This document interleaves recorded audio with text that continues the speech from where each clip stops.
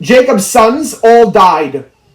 Before Jacob's sons all died, our sages tell us that the Egyptians very much appreciated what Jacob and Joseph had done for the country. When we think about it, without Joseph's proper interpretation of Pharaoh's dreams, everybody would have died in a famine. And without Jacob's blessing of Pharaoh, which comes a little bit later, 2 years into the years of famine, when the entire family descends, he blesses Pharaoh, and all of a sudden, there is no more famine. When we take a look, only 2 of the 7 years of famine actually took place. The reason for that is the blessing of Jacob to Pharaoh, that the Nile should rise to his feet and proper irrigation should take place in the land and there should be the ability to farm and to produce. All of that happened specifically because of Jacob's blessing. For that reason, while Jacob was alive, while all of his sons were alive, the Jewish people were respected. Once that was no longer the case, then servitude begins. Jacob's descendants in Egypt, however, were fruitful and swarmed and increased and became very, very strong. We'll note that this is, even though overall we're just doing a summary, this is in quotations. Fruitful and swarmed and increased and became very strong is in quotations. The verse there is exceedingly redundant. What's the difference between fruitful and increased? All of that is basically the same thing. But again, on the other hand, the Torah is never redundant. So in the Hebrew, we can identify 6 particular words in that seemingly redundant clause. But again, because the Torah is never redundant, that must be telling us something beyond just a very long-winded expression. And it is. Whereas the norm nowadays, even back then, was to give birth to 1 child per pregnancy, and once in a while there would be twins or triplets or something, but practically 1 each time. The Jewish people had 6 each time. Hence, the verse uses a phrase with 6 seemingly redundant words. A new Pharaoh arose, and he resolved to find a solution to the Israelite problem. When we take a look at the Talmud, the sages of the Talmud, Rav and Shmuel, 2 of the most prominent sages of the entirety of the Talmud, discuss as to whether we're talking about literally a new Pharaoh or a Pharaoh that wasn't new, but rather had become different and had renewed, had changed his policy in relation to the Jewish people.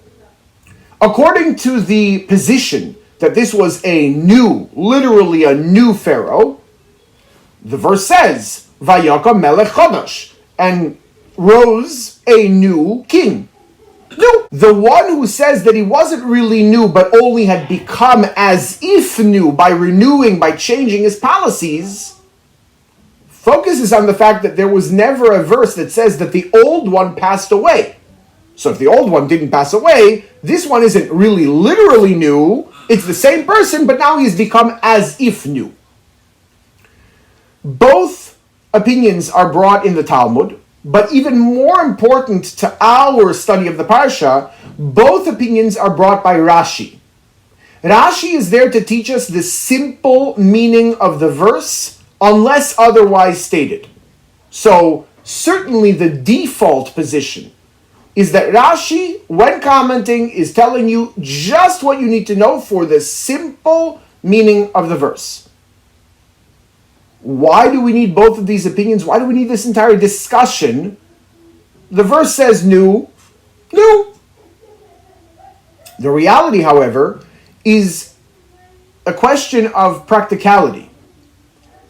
It would be basically impossible for any Egyptian, and certainly one that's involved in politics, that's part of the royal family, to not recognize, to not remember the fact that the entire nation was saved by the antecedents, by the great-great-grandfather or whatever, actually by the grandfather, of these Jews that we are now dealing with in Egypt. It's impossible to not know about Joseph. He literally saved the country. So when we consider a king who isn't literally new but has changed his policies, we're talking about somebody who very much on purpose no longer cares about the unbelievable advantage, the goodness that Jacob and Joseph, and really by extension all of the Jewish people, provided for the Egyptians. If we're considering a literal new king, the previous one passed away and now there's a new one, it's also not terribly realistic that he shouldn't know and should kind of forget about who Jacob was and who Joseph was.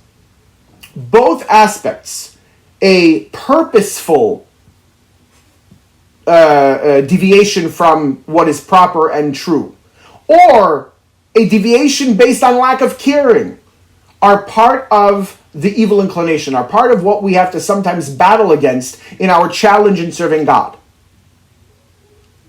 A person might make a mistake because he isn't terribly careful with something that he should be careful about. That's like the brand new, literal new king that just isn't careful about the fact that, yeah, that's part of Egyptian history. Even worse is if a person on purpose does something wrong, he doesn't care.